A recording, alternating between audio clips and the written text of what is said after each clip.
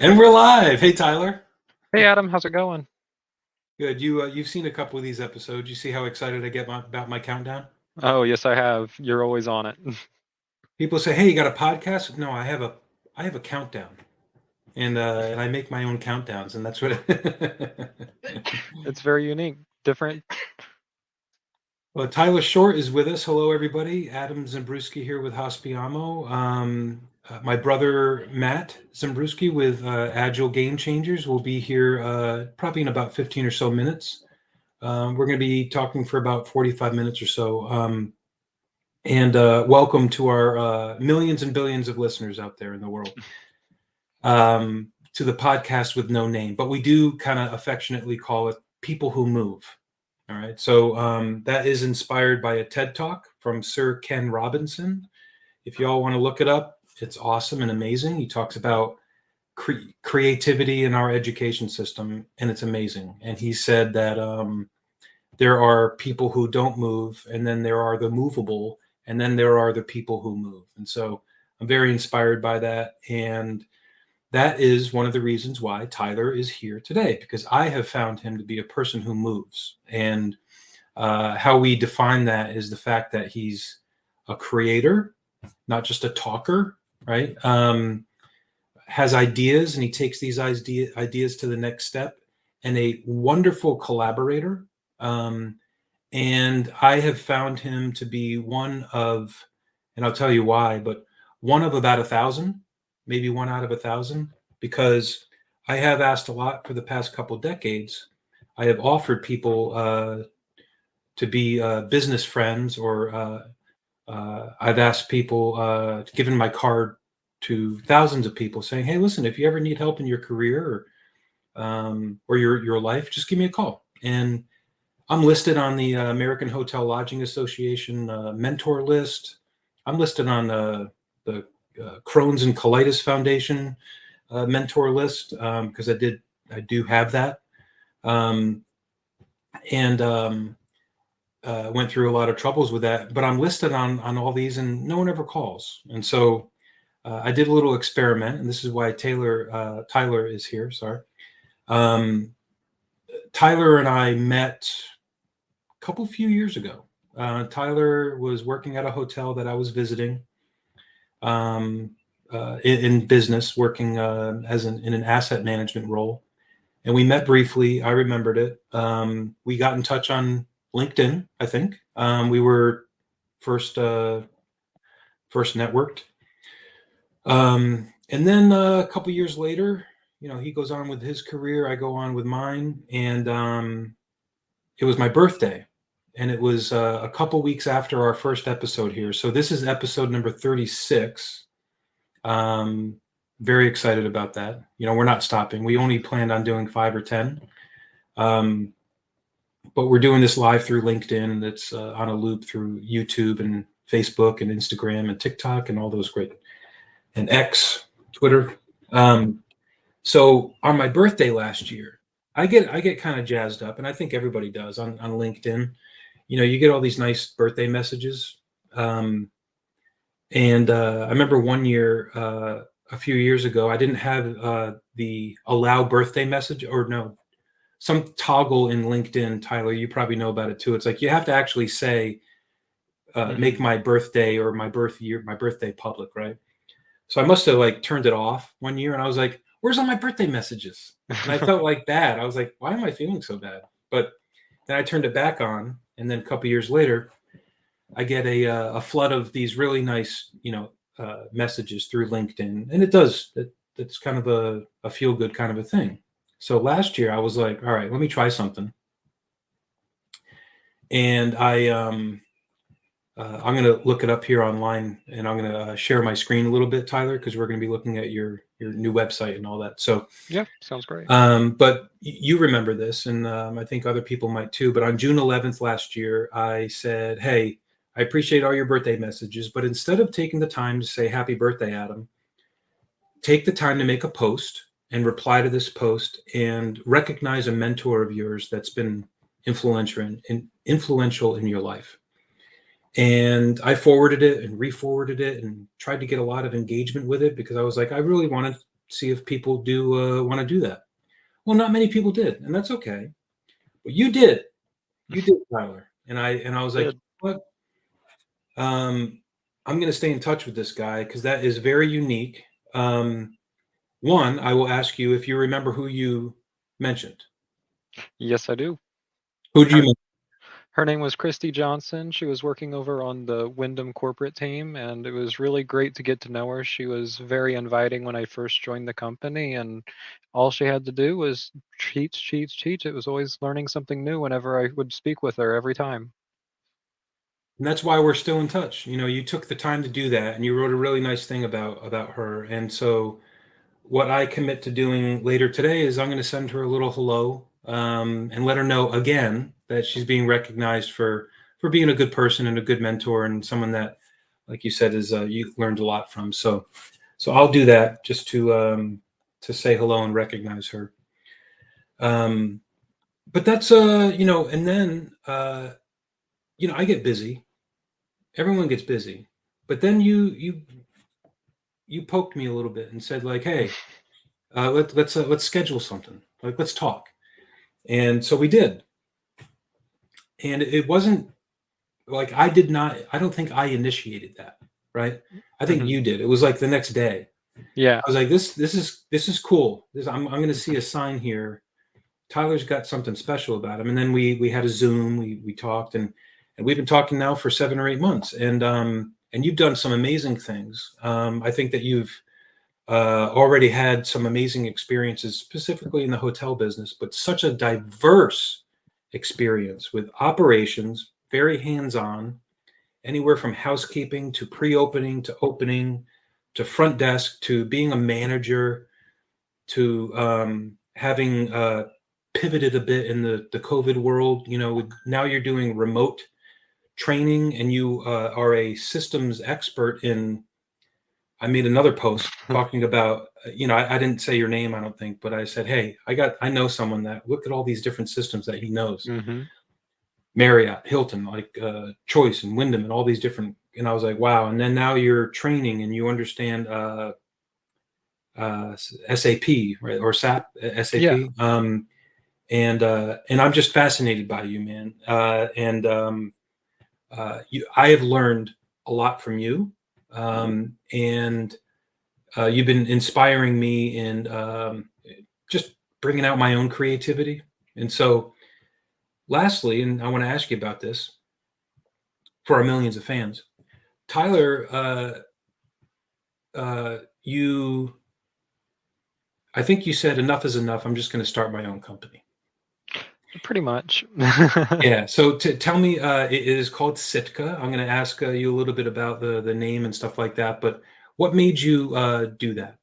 So I will be honest, I've been working in hotels for several years, and every hotel that I've gone to, I've just not really been happy. I've been happy with the experience that's provided to the guests. I've enjoyed every aspect of the hospitality industry, but I was never really a fan of the structure of the industry.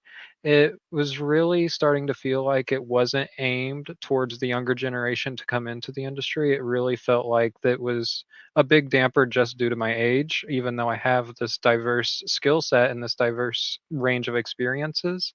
I strongly felt like my age was holding me back in the industry, and I really wanted to be able to kind of put my foot down and to just kind of start my own thing and be able to see where I can take it. Because I've been told multiple times in my career pathway, I won't amount to anything until I'm at least 30. I won't be able to do anything. I won't even be able to be an assistant general manager until I'm 25.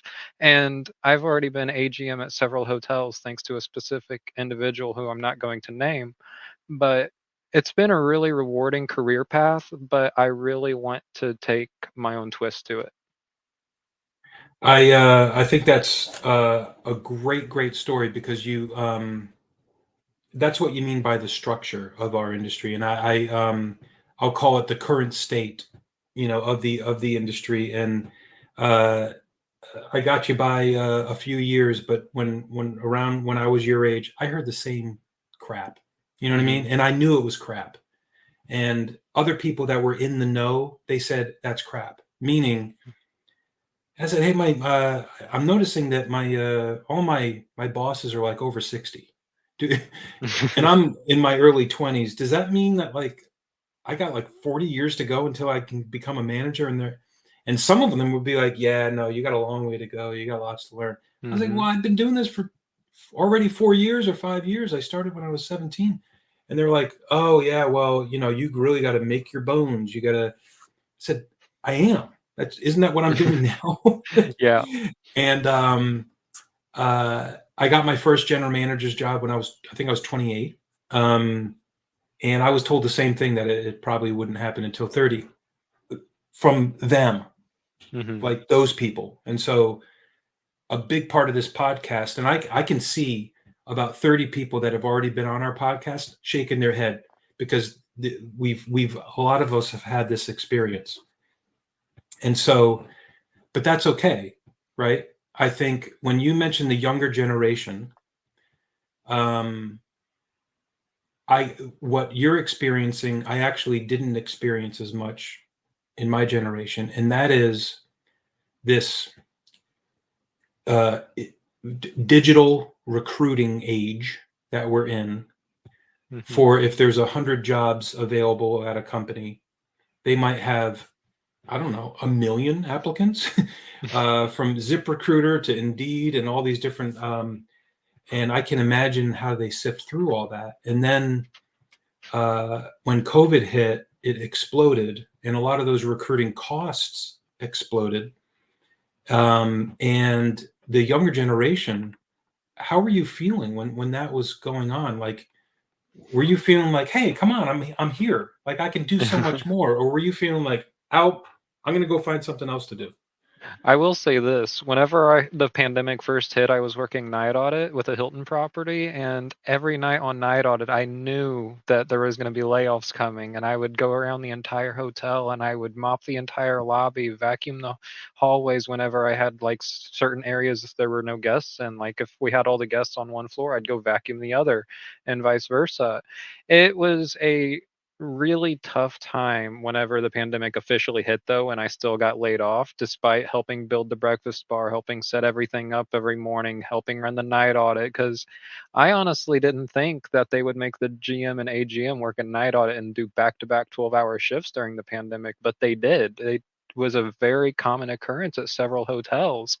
And as soon as I got laid off, that was the first hotel I ever worked at, and I thought I was done in the industry. I actually went and got a security guard job for about a month before I finally got to come back, and it was a really drastic change just at the beginning. It was amazing to get to come back into the industry and to see how the industry changed during the pandemic.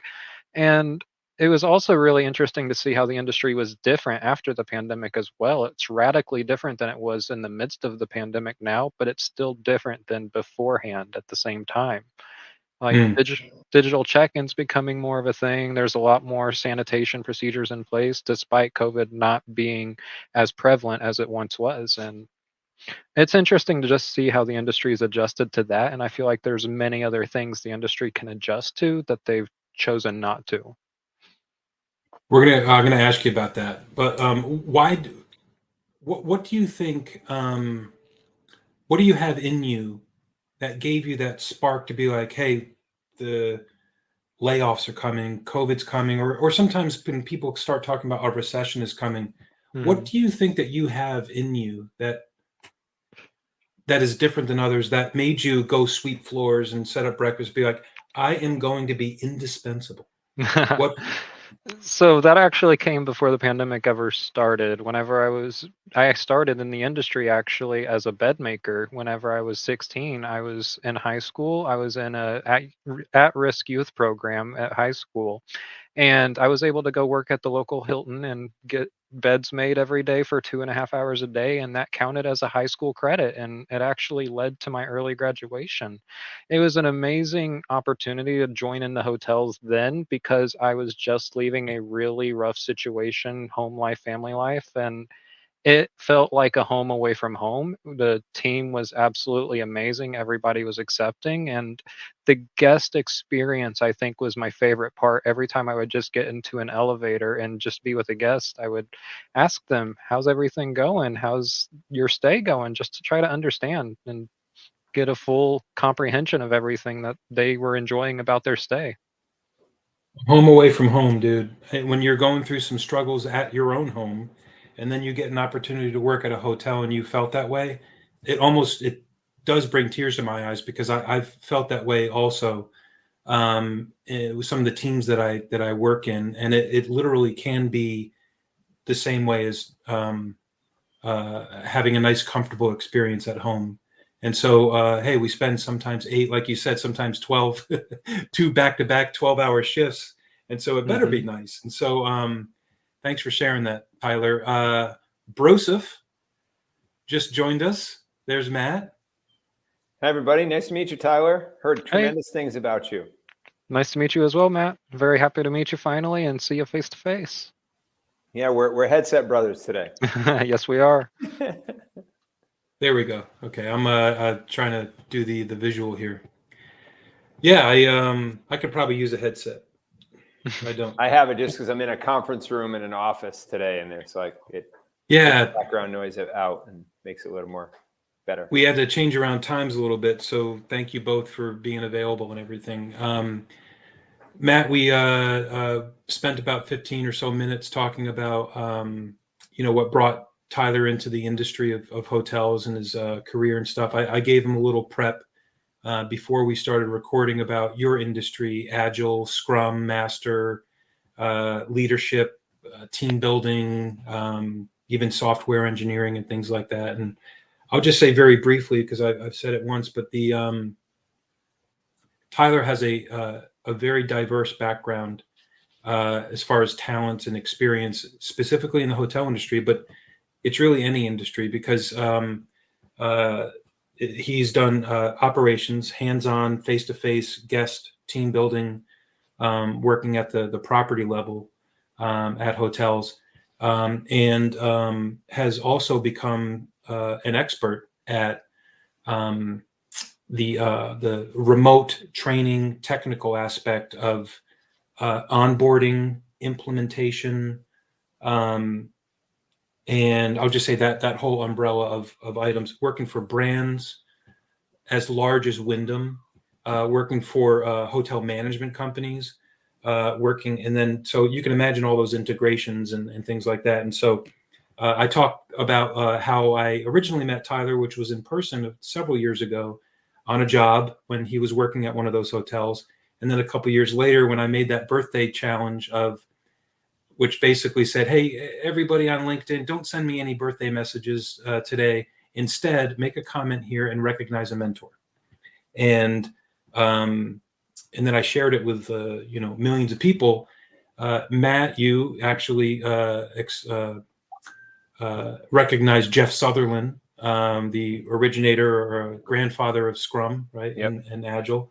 And Tyler was, I think, the only other person to take the time and mention one of his mentors, and we just went through that, and that was Christy Johnson. And I said, hey, I'm going to recognize her again after today's show to say hello, and just to stay engaged, because what I said, that means Tyler is technically, I have 7,000 people in my network on LinkedIn, so he's at the very least 1 out of 7,000. But I said 1 out of 1,000. And we've known each other ever since, right? And so that's what a couple episodes ago we talked about, Matt, about being in whatever you're doing, being in. Like, what does it mean to be in your industry? And Tyler, he's in, and he doesn't let me forget stuff either. I get busy, and he's like, "Hey, we had a meeting today. You want to reschedule?" I'm just kidding, but no, he does. He's. I would encourage everyone to do that. Be like, "Hey, go out there and engage and be yourself and all that." So we talked through a little bit of that. But now that you're here, our podcast is all about worlds colliding and learning from each other. Maybe I'll throw it out there, Tyler. After me telling you a little bit about Matt and You've seen a couple of our episodes. Any questions for Matt about the Agile world, or? It's definitely a very interesting world, I've got to say that. Actually, Adam referenced me the Scrum book by Jeff Sutherland, so I'm really looking forward to giving that a go through here soon. And it's a topic I'm really excited to expand my knowledge on and learn a little bit. I am curious if you have anything to say about it. Yeah, cool. So that's the do twice the work in half the time book. Yes, it is. Yeah, that's the famous one that gets it all started. Yeah, there's a lot of things. Actually, Agile has been a hot buzzword for like the last 10, 15 years. And now it's, I think, going through a transition where like everybody it's just so accepted out there that you need to be doing Agile. Even if you're not doing Agile, you need to say, all right, we're doing Agile, which in general terms just means that you're able to adapt to change. And if you're really committed, like as we talk about on this show, to continuous improvement, there's always a way to learn more, right? And challenge yourself. Take yourself, like be the next best version of yourself each and every day. Like, how do you do that? That's really what the Agile mindset is all about.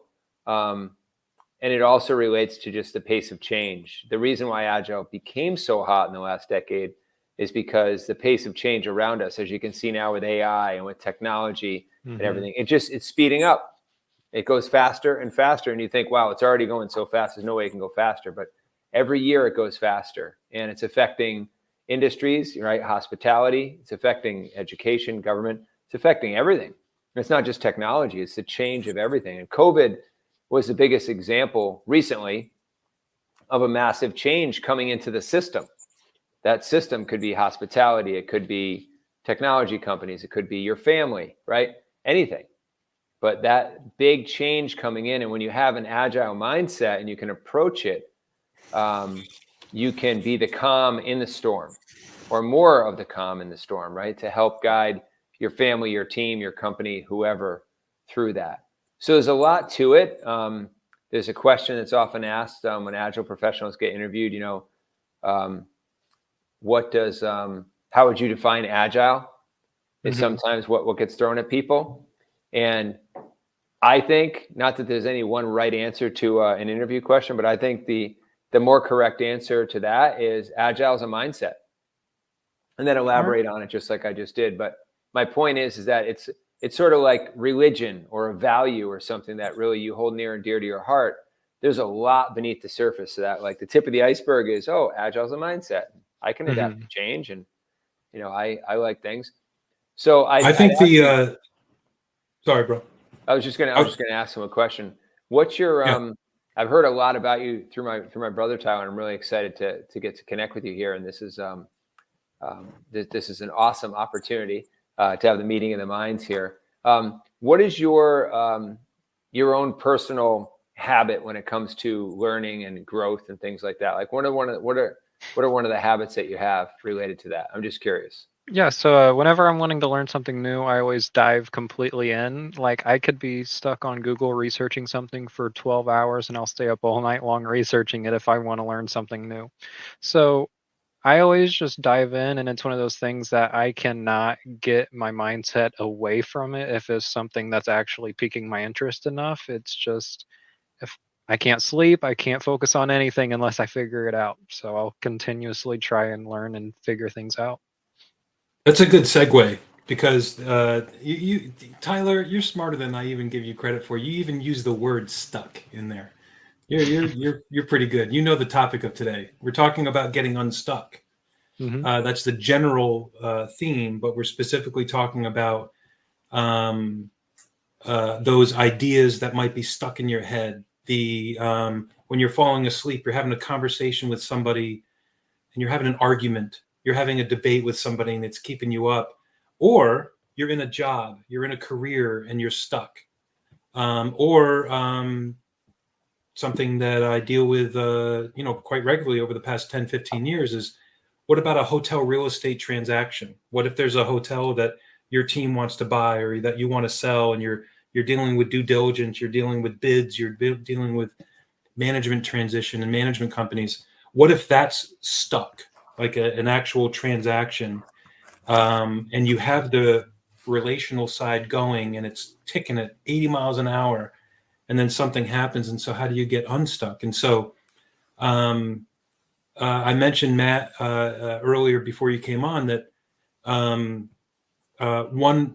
of the reasons why Tyler is qualified, I guess, to be a person that moves, because he actually takes an idea, like he said, for whatever reason. It might be because he's that kind of person, but he takes it to the next step. And he actually created a company last year. Congratulations again, Tyler, called Thank you. Sitka Hospitality. And I think it's brilliant. And I have already told him this, not to float his boat, but it's a need in the industry. It did remind me. We had a little bit of a conversation, a funny one about a movie that I'll mention, because it takes a lot of his diverse experiences and puts it into this company, which is shared here on the screen, called Sitka Hospitality Solutions. So, couple questions, Tyler, real quick. One, I will say congratulations on taking that step, right? So, but going back to that point, did you ever have the feeling like that you couldn't do it, or that you thought it was like going to be too expensive to start a company, or more difficult, or whatever? Oh yeah. So I You will did? say this, whenever I first started to establish Sitka, we bounced between probably 5 or 6 different business concept ideas, and this was the one that ultimately I landed on. And when I say we, I'm referring to myself and my husband Alex. We've been doing this Sitka stuff for quite a while now, and we've talked about opening a plant nursery. We've talked about leaving the hospitality industry altogether. We've talked about focusing on the hospitality industry solely. And this right here is just kind of an idea that we had that we really wanted to bring to fruition. So we started to develop a website. We started to develop social media accounts.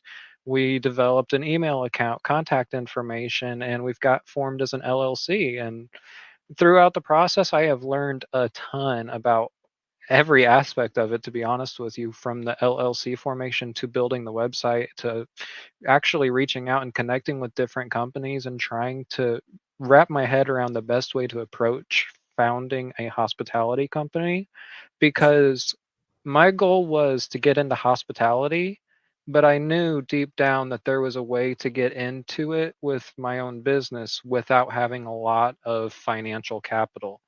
Without financial capital, it's not going to be, a lot of people don't think it's going to be possible, and I wanted to prove that wrong.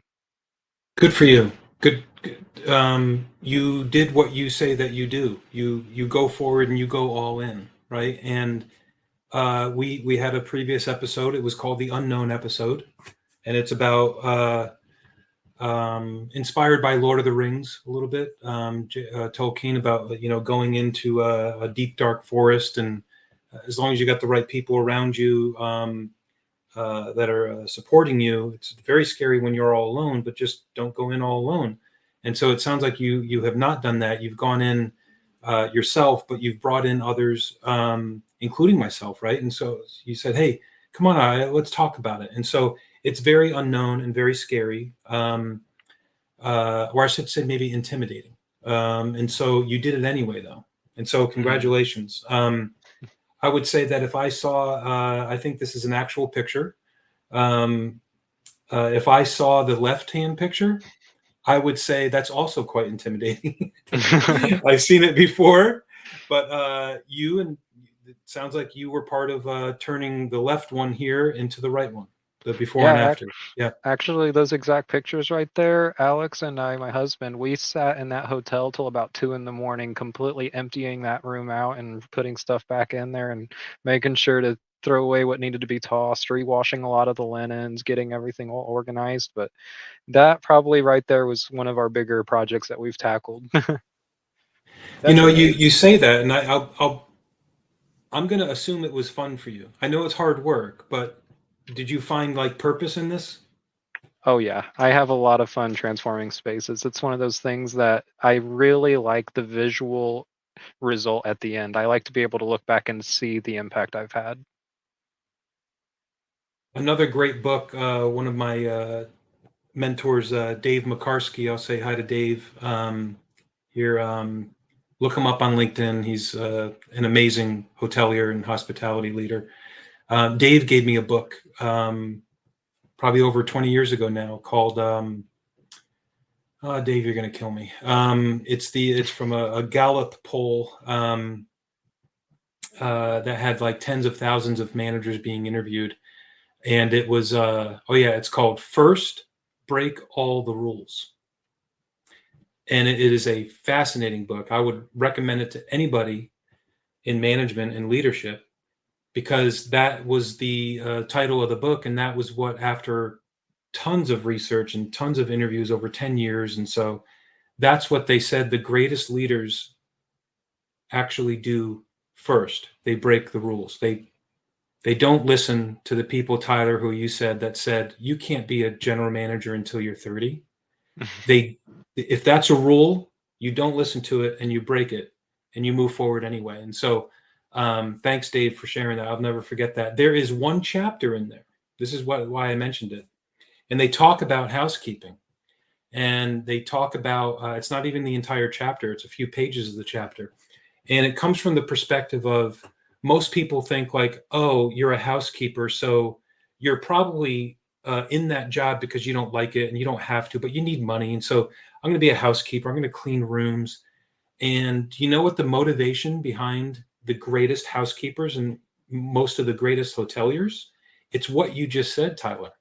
Mm-hmm. It's the idea of taking something from this, transforming it to that, which is better, and the visual. And then a housekeeper does that sometimes 15, sometimes 20 times a day. They go into a dirty room and they leave. And those ones that have it inside of them, they close the door, but they get a little sense of pride after every single room that they leave.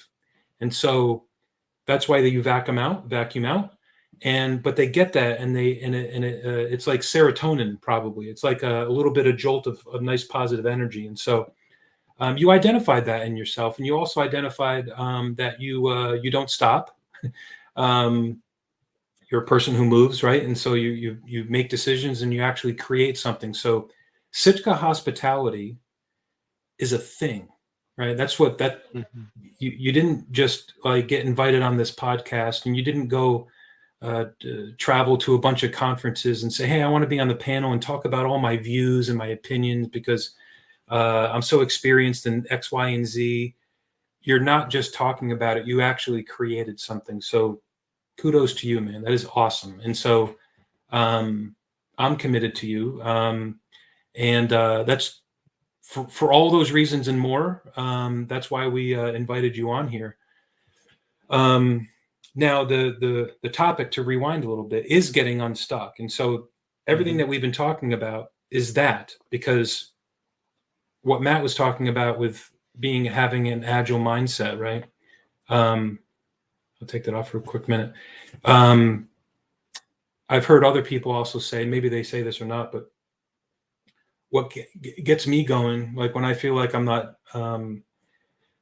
doing something I need to be doing, I think if I'm not moving forward, then that means I'm moving backward. And so if you think about it, right, if you have that feeling, and a lot of people don't feel that way, and that's okay. They feel like if I'm not moving forward, I'm just sitting here, I'm going to watch some TV. That's all right. I feel like if there's something I'm supposed to be doing, then I'm actually moving backwards if I'm not doing that thing, right? And so we can tap into that together. You know what I mean? Like as a nation, as an industry, it doesn't matter what the job is, because you can do it in your career. And one thing that I will mention is this: I asked the question, in order to get unstuck and do something. I asked the question online. Maybe I'll ask you guys right this: does it take more strength or more creativity to get unstuck? You have to pick one. So tell me what you think. Tyler, go ahead. You're smiling. Yeah, I'm going to vote creativity. I actually talked about this a lot with family this morning about that exact topic, strength or creativity, and everybody told me strength. And I was told that I don't realize how much strength I had to put up through some of the things that I've done in the industry. However, My personal opinion is creativity, and that's because I've always been trying to strive for new ways to go about certain tasks. I've always been trying to come up with new ideas to make things more efficient and trying to come up with new methods in the industry. And that's realistically my goal, is coming up with new ways to do things, because I really like the impact that some of the things I do might have on other people, and just seeing their reactions. Like, for example, that laundry room photo that we showed just a little bit ago. Whenever that staff came in that next morning, we purposefully came into work just so we could see how their reactions were when they first came in and saw their laundry area completely changed. And it was a good change too. It wasn't a negative change that a lot of people think. So creativity goes a lot further, in my opinion, than strength does. Don't get me wrong, they're both important, but creativity in my book is going to be the one I'm going to go for. Nice, bro. You got any thoughts on that? Yeah, I agree with you. Creativity is what I was going to say too, Tyler, before you said it as well. So I agree with you. Probably for different reasons, right? It's a different perspective. Like, I think about that room, the room that you did there, with your, I think you did it with your husband. Yeah. Mm-hmm. For that. Yep. So, I mean, that it's a massive feat. So the reason why I say creativity is because creativity is something new, and that hotel, that particular location, especially that room, needed an injection of new. They needed new people, new eyes to look at it, with a new vision, with a new passion, with the new strength, right, and discipline to go see through to that vision.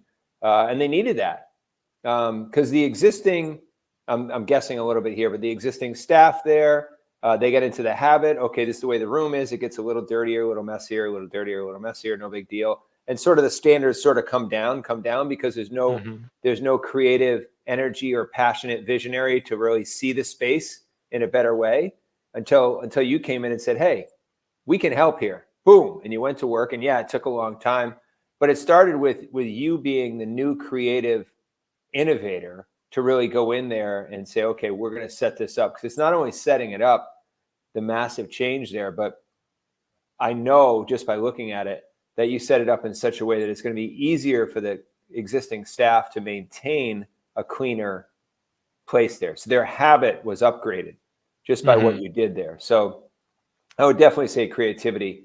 And I also think that's the one that requires more patience. Yeah, for sure. Allow for that creative energy. Strength, you can just go like brute force strength or whatever. It's sort of like yin and yang, right? Like the masculine energy is go get it, strong, go, push, push, push. But creativity is a lot more of the yin. It's a lot more of the feminine energy. And it's more of like, hey, we know we can get there. So let's think about this. Let's take some smart steps here, put some good energy in, and then you balance that out. But it requires a patient mind and perspective to allow for that. I agree 100%. I recommend what I will say is the best business book ever written. Very thin. It'll probably take, I actually know that it takes 59 minutes to listen to on Audible. I have it on both this, and I've read it a couple times. John Cleese, I find to be the master of communicating the importance and critical nature of creativity in anything. And so I would encourage anyone to look it up on YouTube. He wrote this in 2020, or it was published in 2020. Look up on YouTube and type in creativity John Cleese, and you will see him. It's about an hour-long speech that he was invited to make in 1991. Wow. And they talked about a satellite being broadcast, and he's talking about this. He's talking about everything in here. And so a big part of what, and he's hilarious. He brings humor and a sensibility to it that I find fascinating. And he does talk about, he says everybody's creative, right?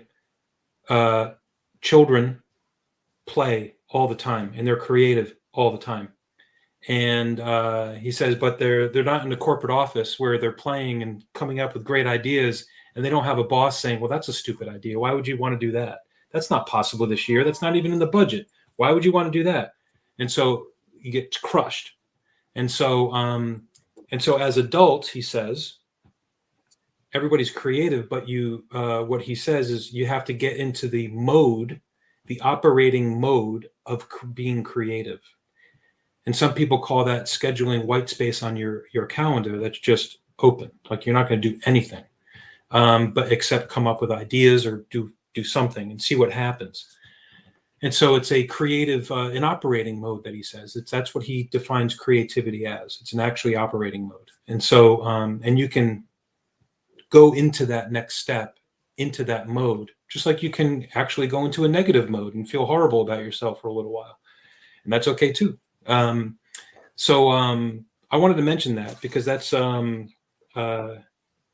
was talking about that. And of course I have to give a plug to our, there's Sitka Hospitality, and there's also any sponsor, hospitalityimpact.org, our nonprofit that is getting launched and talked about a lot over the next few weeks. And so I'm excited about that because that is all about bringing more creativity and innovation to our entire industry of hotels and hospitality in particular, and bringing an agile mindset, right, bro, to everyone, because that's where, if you have that, and then you couple it with creativity, that's where I think the strength comes from, because you're in it.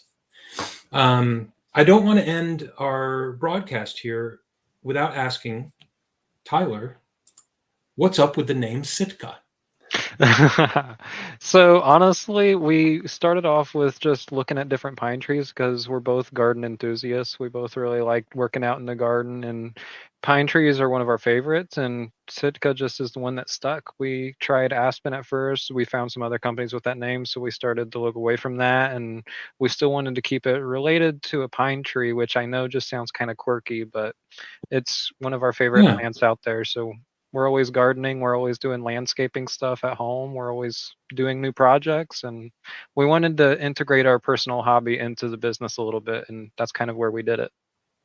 Very nice. And you have nursery dreams also, which will come true. I think all your dreams are going to come true, man. You've got the power behind you, and the that mindset that is moving forward at regardless, and I'll be the first to say, even myself, don't listen to me. Listen to yourself, and you're already doing an excellent job at that, because you're moving things forward, man. And congratulations. And I couldn't be more proud to be your friend. And thanks for spending this time on here. And I know that everybody's busy. So, bro, also, I know that you're heading out. And so we will end the broadcast. Very randomly, anybody have a word of the day? Initiative. Boom. Initiative. That's what we're going to do. We'll have a hashtag. I'll share that. I'll give you full credit. And especially after you write your book, because you got a book in you, Tyler. I know you do. So you got to get writing. So to our millions and billions of fans out there, thank you very much for watching and listening. Thank you, Matt, Agile Game Changers, Tyler with Sitka Hospitality, and thank you for everything, and thanks for watching and listening. Love you all. Bye-bye. Thank you.